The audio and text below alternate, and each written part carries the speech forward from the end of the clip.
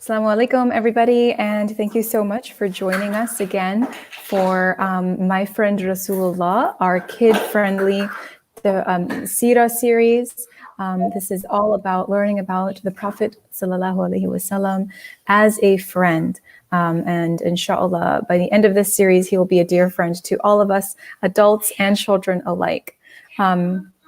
So thank you so much again for those of you who are just joining us. My name is Sister Saira, and you've joined the My Friend Rasulullah Sallallahu Alaihi Wasallam series by Tarbiyah. And I would like to introduce our special guest narrator today. She is just a constant volunteer, her and her family, mashallah, and we're very lucky to have her. She's also a student of our Nizami program. So everyone, please help me welcome. This is Sister Zoya Rizwan. Assalamu alaikum, Zoya. Wa alaikum assalam. Assalamu alaikum, everyone. I hope you guys are doing well. Thank you so much for joining us, Zoya, and for taking part in this series. I'm really, really excited to hear your part, inshallah. So can you tell us a little bit about what you'll be discussing today? Yes, so today I'm going to be expanding on the last episode, which was with Sister Saliha, and we talked about how the Prophet Muhammad ﷺ got his first revelation of the Quran. So today I'm going to expand on what the hardships that he went through in Mecca after receiving the first revelation. So we're going to talk about things that he went through, struggles that he faced, and obstacles that he overcame. Yeah, so this part, it's a little bit more serious. It's a little bit more heavy, but it's a really, really important part of the Prophet's life to understand. It's an important part of his growth, mashallah. So with that, Zoya, why don't you take it away, inshallah? Bismillah. Thank you. Bismillahirrahmanirrahim. Alhamdulillahi Rabbil Alameen. Ar-Rahmanir-Rahim. So last episode with Sister Saliha, we talked about the first revelation of the Quran. So before she went into that, she kind of gave us some background information on the Prophet Muhammad ﷺ. She told us that he was a very strong and respected young man in his community at the time, which was Mecca. He was honest, he was trustworthy, he was truthful, two characteristics that are very important, and people called him as Al-Amin, which means someone that you can trust, and As-Sadiq, someone that is truthful. So these two qualities made him a very, very important person in the community.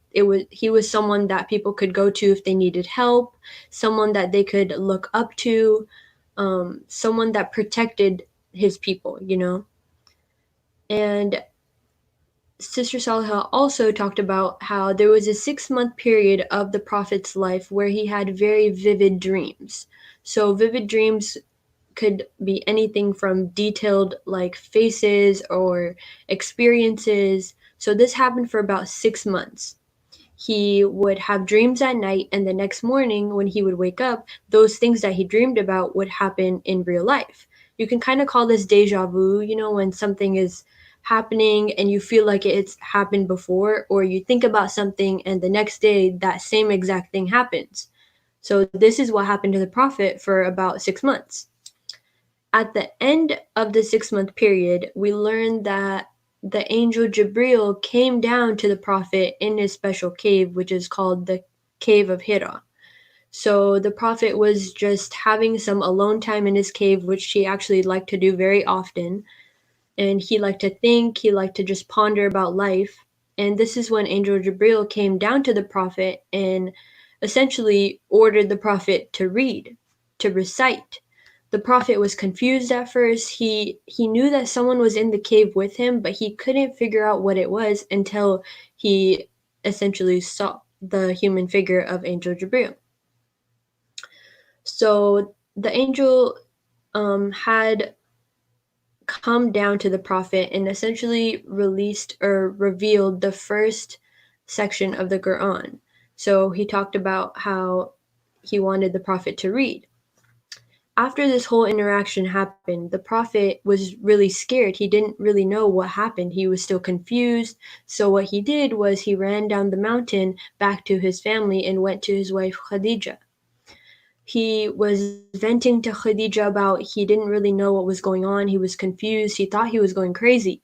But then Khadija comforted him. She was his companion and she knew that his struggles were essentially her struggles as well. So she told him, it's okay, it's going to be okay. She essentially told him that we're going to figure this out. And that's a really important part of the story because it's important to have someone that you can be close with and vent to about things that go on in your life. And Khadija, the Prophet's wife, was this person. So Khadija goes to her cousin, which was a Christian scholar, and this scholar was named Waraka. So this person essentially told the Prophet and Khadija that he knows who Angel Jibril is. He knew the prophecy that was going to be completed. And he basically told the Prophet that you are the one to complete the prophecy. You're going to be the last messenger of Allah subhanahu wa ta'ala. So he also warns the Prophet that the people of Mecca are going to turn against him. The Prophet was someone that was known to be honest and trustworthy, but coming out with some new information like this, which is the truth, he was going to be faced with challenges.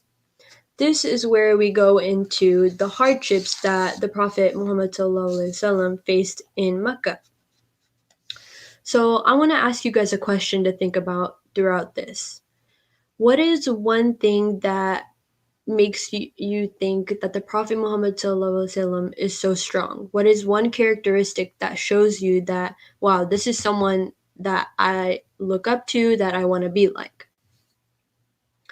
So the Prophet faced a lot of different types of struggles throughout his time in Mecca. He started preaching about the word of Islam because this is when the first section of the Quran was revealed. Allah was talking to the Prophet through Angel Jibril and he was releasing ayahs of the Quran, right? So the Prophet was completing Allah's word by spreading the word of Islam. He was preaching to all the people of his community and essentially spreading the truth. A lot of people at the time in Mecca were essentially known for being scared of the truth. They didn't want to accept Islam because it was against everything that they lived by. They lived by praying to idols. They were known for that. And when the Prophet came out with this message of Islam, it kind of shattered their whole reputation. Even though the Prophet was known to be a very honest man and trustworthy man, a lot of people didn't want to believe him. But also a lot of people did believe him. He had created a good amount of people that followed him and knew that what he was saying was the truth, that he was the last messenger of the one and only Allah. So one important part of this story is the hardship that he faced with his family. So the Prophet had a lot of uncles and relatives in Mecca, right? But a lot of these relatives didn't really want to accept Islam. They didn't think that he was telling the truth. They were punishing him for being something that they were not. One example of this is Abu Lahab. Abu Lahab was one of the uncles of the Prophet, and he was a very big person in the community, and he was essentially one of the biggest enemies of the Prophet as well. Even though he was family, he didn't want to accept the spreading of Islam. He was trying to make sure that the Prophet would stop saying all these things, even though it was the truth. So I want you guys to think about this. What if one of your closest cousins that you are best friends with and you guys are super close, but when you want to tell them a secret or something that you know that is the truth and you want them to listen to you, but they just completely shut you down, They tell you that you're wrong, that you're not telling the truth, how would you feel? That would make you feel really, really, really upset, right? Because you think that this is someone that you can turn to when you're having a hard time, someone that you can trust, and when you're telling them the truth about something and something that you believe so much with your heart, and they just completely tell you that no, that's wrong. So the prophet had to face a lot of these kind of scenarios, you know. A lot of people that were close with him, they didn't want to be close with him anymore because they didn't think that he was telling the truth. So this was a very hard time because the prophet might have felt lonely, he might have felt shut out from his family. And yeah, that takes a really big toll on someone, you know. Another hardship that the prophet faced in Mecca was the boycott of Muslims. So as I said before, all of Mecca was it was a very bustling society basically. They were all kind of practicing the same things and it was a big community. But once the prophet came out with this message of Islam, it kind of turned one group against the other. So people that were believers, they were kind of set out into the outskirts of Mecca. You know, people said that they didn't want to sell things to Muslim people. They didn't want to they didn't want to marry Muslim women. They didn't want to do a lot of things with Muslims. They basically didn't want to be friends with the Muslims because they didn't agree with the message. So this made it really hard for the Muslim people to get food, to get water, to be in safe shelters. You know, they were just scared. They were afraid that their own community was turning on them because of the truth, because of Islam. They knew that Islam was a true message, yet no one else wanted to believe it. So they started turning on them. And this is a really big deal because it kind of makes you think that all of the people that you surround yourself with, you have to make sure that you can trust them, you know? Even though, like, they might be family, sometimes they can turn on you, but you have to remember that what is what your duty is to be a good Muslim, you know? So that's what the Prophet Muhammad sallallahu alaihi wasallam did. He did not give up, even though his family turned on him, even though the community turned on him, they all went through hardship. He did not give up. He stayed true to his duty. He realized that Allah subhanahu wa ta'ala and his message of Islam was more important to him than his family, than his community. It was his basically his point or his duty in life was to make sure that he spread the message of Islam. So this teaches us that we should always have hope and be patient, because this is not the end of the story. This is not where he gave up. This is not where he let this is not where he let other people tell him what he could and could not do. This is where he fought for what he believed was right. He made new connections. He basically made a new community, new family members that really did believe him and that would stick with him throughout this entire trial, you know? So we need to remember that we should always have sabr, which is patience. We need to have patience. Things don't come just like that. It took a lot of time for the prophet to build his ummah, to build his community again, you know? And we also need to have hope, because hope is something that drives us. It keeps us going. We're in quarantine right now and it might feel like, oh my God, I miss my cousins, I miss my family, I miss my friends, I miss school. But you need to remember that there is light at the end of the tunnel. We need to have this hope and we need to have faith in Allah that He's going to make things better. And this is what the Prophet had. He had hope and he had patience. He realized that there is light at the tunnel and that he cannot give up, because this is just the beginning of the journey. Yeah.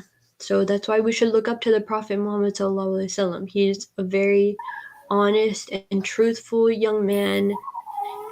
He teaches us so many lessons, and is someone that we always try to look up to. That was really, really Thank beautiful you. and inspiring. Thank you so much, Zoya. Yeah, and that's the really that part of the Prophet's life. Like he was on the go from the get-go, building so much tawakkul, so much trust in Allah. And that's like you said, that's absolutely something we can apply. All of you, whether you're kids listening or adults, at this time, we do find it so difficult. Right now, we're in quarantine. We're having a quarantine Ramadan. We can't go for Taraweeh. We can't see our family and friends. We can't enjoy iftar together. And that's really difficult. But it's important to remember that, like you said, we trust in Allah during that time and take this period. It might feel oppressive and difficult, but we take that time for growth. And inshallah, all of us will grow and emerge. One of my friends, she likened it to like a butterfly, coming out of the cocoon. And inshallah, on the other side of this quarantine, we can all emerge like Yeah. butterflies, inshallah. So thank you so much. Let us know if you guys had any questions for Zoya or for me. I'd like to just go through a couple of announcements, inshallah, if you could hang in for that, and then we'll be done.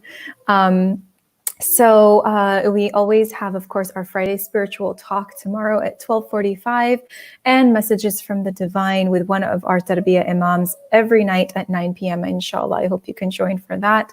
Also, and this is something Zoya and her Nizami Majlis have been working so hard on. We have a youth qiyam for you guys. Everything I've heard about it from Zoya, from Sister Saliha, I mean, they have planned a really amazing youth qiyam. And not a lot of other youth qiyams are happening right now. So inshallah, I hope you guys can join. You can register. We have the link on the Tarbiyah website. So please do, inshallah. Anyone, I think, Zoya, it's like age 12 and up, right? There's also going to be a raffle, and we're going to have like an amazing discussion and khatara. So I would want to be there if I were you guys. And I am going to be there. Yeah, you guys don't want to miss this, inshallah. It's going to be a really, really good way to like just get us into those last 10 days of Ramadan and really help us to make the most of our Ramadan. So yeah, also I'd like to remind everyone who's listening, today is indeed the big day of giving in Ramadan. And that also means for Tarbiyah, as you know, we've all been talking about the balloon payment that we have of $500,000. And so we'd really, really appreciate, inshallah, if you could contribute, if you can ask your family and friends, anybody to contribute whatever they can. No amount is too small. I've shared the links in the chat here, and also it's in the description for this video. So inshallah, please keep Tarbiyah in mind as you are giving your sadaqah and even your zakat this year. And with that, that's it. We made it through a Sira session without one of my kids jumping into the video. I call that a win. So thank you so much. Jazakallah khairan, Zoya. You did amazing.